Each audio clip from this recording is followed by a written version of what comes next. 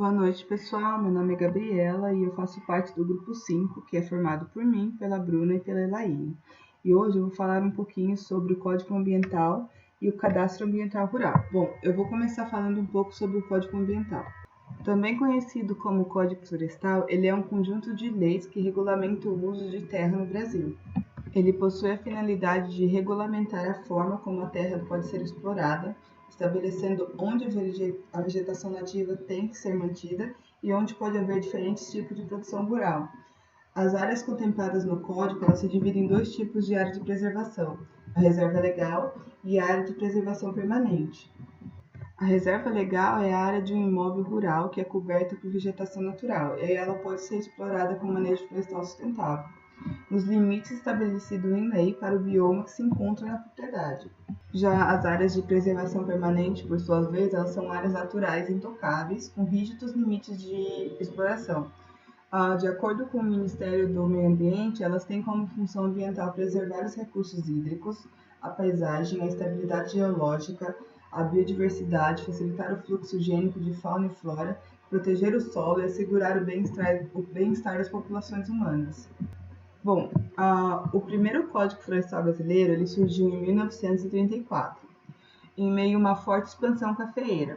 As florestas elas sofriam com o avanço das plantações e elas estavam sendo empurradas para cada vez mais longe da cidade. E com isso dificultava e encarecia o transporte de lenha e carvão mineral. E nessa época eles eram insumos energéticos de grande importância. Então nasceu o Decreto 23.793, que visava enfrentar esses efeitos sociais e políticos negativos causados pelo aumento do preço e eventual falta de lenha e carvão, bem como garantir a continuidade de seu fornecimento. Para isso, o Código Florestal Brasileiro ele obrigou os donos de terras a manter a chamada quarta parte, que seria 25% da área de seus imóveis com a cobertura da mata original, consolidando uma espécie de reserva florestal. Um delineamento inicial de preservação ambiental também estava presente na lei, que introduziu o conceito de florestas protetoras, para garantir a saúde dos rios, lagos e áreas de riscos, como encostas íngremes e dunas. Esse conceito deu origem às áreas de preservação permanentes, também localizadas em imóveis rurais. Com o tempo, a lenha passou a ter menos importância na economia com a chegada de novas fontes energéticas, porém, ao mesmo tempo, a consciência ambiental estava em constante crescimento, e foi nesse contexto que se deu a aprovação do Código Florestal de 1965, a Lei 4.771, responsável pela atualização da lei anterior. Os conceitos de reserva legal e área de preservação são firmados na legislação de 1965. Com o objetivo de preservar os biomas, a quarta parte dos imóveis rurais se transformou na reserva legal. Na Amazônia, o Código de 1965 dizia que metade de todos os imóveis rurais deveria ser reservado para esses fins, e no restante do país o percentual era de 20%. Bom, em 1986, a Lei 7.511 ela proibiu o desmatamento de áreas nativas. Além disso, os limites das áreas de preservação permanente elas foram expandidos, dos originais 5 metros para 30 metros, e para rios com 200 metros de largura ou maiores.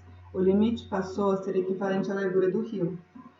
Em 1989, a Lei 7.803 determinou que a reposição das florestas das reservas legais fosse feita prioritariamente com espécies nativas, e o limite das áreas de preservação permanente nas margens dos rios voltou a ser alterado, com a criação de áreas protetoras ao redor de nascentes, bordas e chapadas, ou em áreas de altitude superior a 1.800 metros.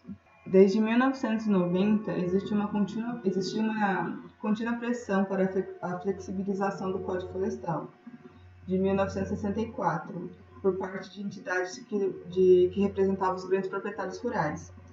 As discussões levaram à proposta da reforma do Código Florestal, que tramitou por 12 anos na Câmara dos Deputados e gerou polêmica entre ruralistas, ambientalistas e cientistas. E daí surgiu o novo Código Florestal, chamado oficialmente de Lei 12.651, que entrou em vigor em maio de 2012.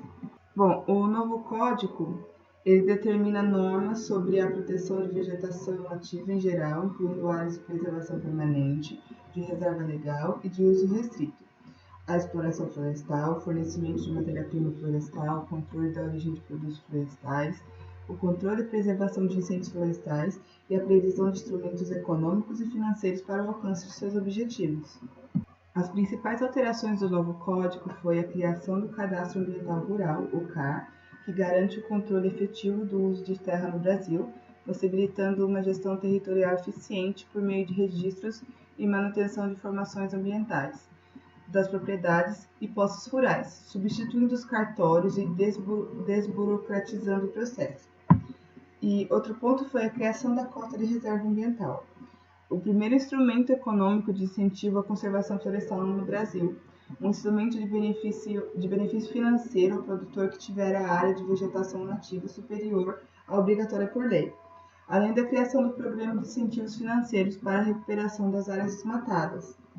Alguns pontos negativos do novo Código. Bom, o principal é a permanência da consolidação das ocupações e desmatamentos legais em áreas de preservação permanente, ocorridas até julho de 2018, estabilizando uma anistia aberta e explícita de crimes ambientais, inclusive recentes.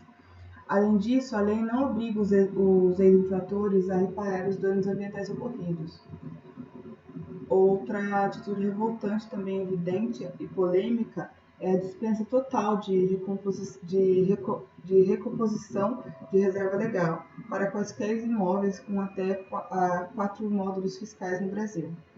Outro ponto negativo é o prejuízo às reservas hídricas, ao prever redução da área de preservação permanente para 15 metros em rios com até 10 metros de largura, afetando mais de 50% da malha hídrica do nosso país, o que poderá implicar em novos desmatamentos, além da legalização de desmatamentos antigos em áreas de risco.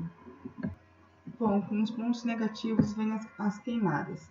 Atualmente, todos os anos o Brasil ele sofre muito com a queimada. Muitas delas acontecem naturalmente e por conta do clima seco, porém muitas são causadas de propósito e essas são diretamente ligadas com o agronegócio. Isso só acontece por conta dessas partes falhas dentro do Código Ambiental. Bom, aqui estão as referências utilizadas para fazer os slides.